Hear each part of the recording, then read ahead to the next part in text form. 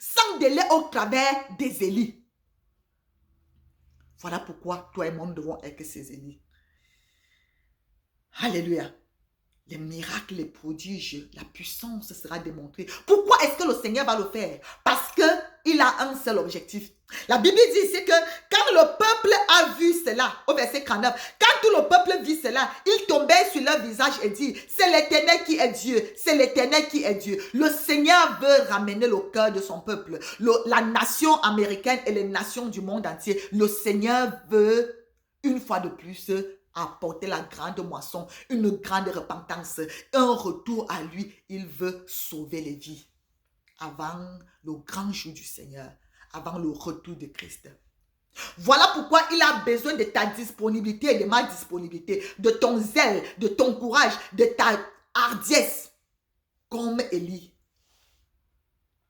Parce que il est en train de nous revêtir du manteau d'Élie. Alléluia.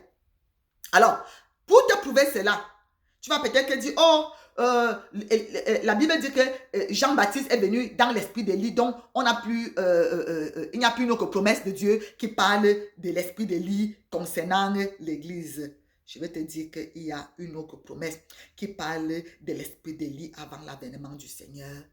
Alléluia, disons cela.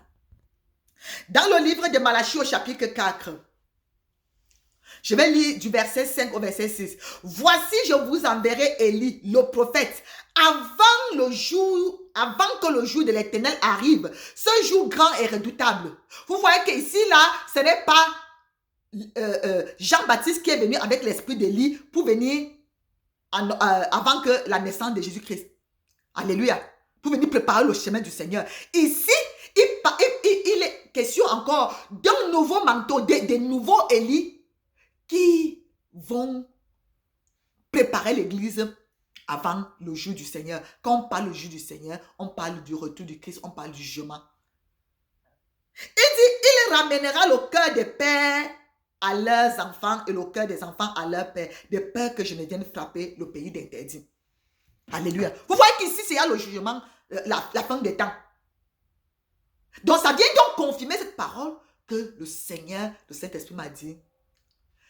Le temps de la démonstration, de la manifestation des prophètes de Baal et d'Astarté est fini. Voici venu le temps de Célie. Oh, j'ai pris cette parole, là où elle te trouve, qu'elle te galvanise, qu'elle te fortifie, qu'elle te booste et qu'elle t'encourage pour que tu comprennes que ce n'est plus le moment d'être froid, ce n'est plus le moment d'être timide, ce n'est plus le moment d'avoir peur, c'est le moment d'être engagé, c'est le moment partout où tu es à l'école. Parce que quand c'était le temps des prophètes de Baal, ils n'ont épargné aucun endroit. Ils se sont attaqués à nos enfants dans les maternelles. Ils se sont attaqués à nos enfants dans les primaires. Ils se sont attaqués à nos jeunes gens dans les universités et partout. Ils ont fait tout pour séduire tout le monde, pour entraîner tout le monde dans les garements, même dans les églises.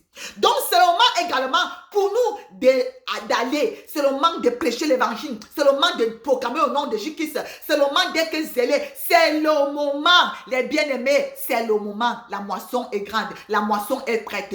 Allons comme les Élis, allons et le Seigneur est avec nous. Parce que voici le moment où la pluie de l'arrière-saison est en train de tomber. Qu'elle nous arrose, qu'elle nous abreuve, qu'elle nous désatère, qu'elle nous fasse revivre, qu'elle nous fasse renaître, qu'elle nous ressuscite, nous redonne la vie, la force, le courage et le zèle pour parler du Seigneur. Et le Seigneur va se glorifier, le Seigneur va agir, le Seigneur va se manifester avant son retour. Le cœur de ses enfants va revenir à lui. Le cœur des peuples va revenir au Seigneur. Tout comme on a vu ici en Israël, ils se sont prosternés. Ils ont dit, c'est l'Éternel qui est Dieu. Le cœur de la nation est revenu à l'Éternel. Donc voici la première partie de cette parole prophétique qu'il m'avait donnée. Et il y a une autre partie. Aujourd'hui, c'est le jour des élections aux États-Unis. On ne connaît pas encore les résultats. Mais il y a une autre partie que j'avais reçue, qui disait que l'église, il oint l'église de l'esprit d'Élie, mais il oint également un homme qui va prendre le pouvoir dans cette nation. Il le oint de l'esprit de Jéhu, ou alors de l'onction de Jéhu. À quoi a servi l'onction de Jéhu? Parce que ça se passe après Élie. Après que Élie ait challengé les prophètes de Baal, voilà, les passer au fil de l'épée. Le Seigneur nous dit qu'avec sa parole, nous devons commencer à couper, à détruire, à tuer tout le mensonge, la séduction et les manipulations, toutes ces choses qui ont été, qu'on a nourri les gens pendant toutes ces années. C'est particulièrement les 4 dernières années. Nous devons passer cela au fil de l'épée. C'est-à-dire que par la parole de Dieu, on doit couper la tête de ces prophètes de Baal. On ne tue pas les gens. Le combat est spirituel. Donc, la démonstration, ça c'est ce que le Seigneur fait avec son épouse. Une épouse guerrière, une épouse triomphante. Parce qu'il ne vient pas chercher une épouse défaitiste ou faible. Il vient chercher une épouse triomphante, puissante et ointe. Une épouse guerrière. La même façon également du domaine politique. Dans la sphère politique, il oint donc cet homme, le futur président des États-Unis d'Amérique, comme le Jéhu, pour faire quoi? Pour challenger et en finir avec l'esprit de Jézabel. Parce que c'est l'esprit de Jézabel qui nourrissait les prophètes de Baal. Or, maintenant, nous, Église, le Seigneur nous donne le pouvoir de finir avec les prophètes de Baal. Et également, il faut finir avec leur mamelle nourricière qui est l'esprit de Jézabel. Donc, le combat est sur 2 fronts. Alléluia. Les bien-aimés, donc voilà en quelques mots, il y a certainement les choses que j'ai oubliées. Bon, mais je pense que vous avoir dit l'essentiel, que le Saint-Esprit lui-même continue à vous apporter d'autres révélations et une plus grande compréhension de cette parole prophétique.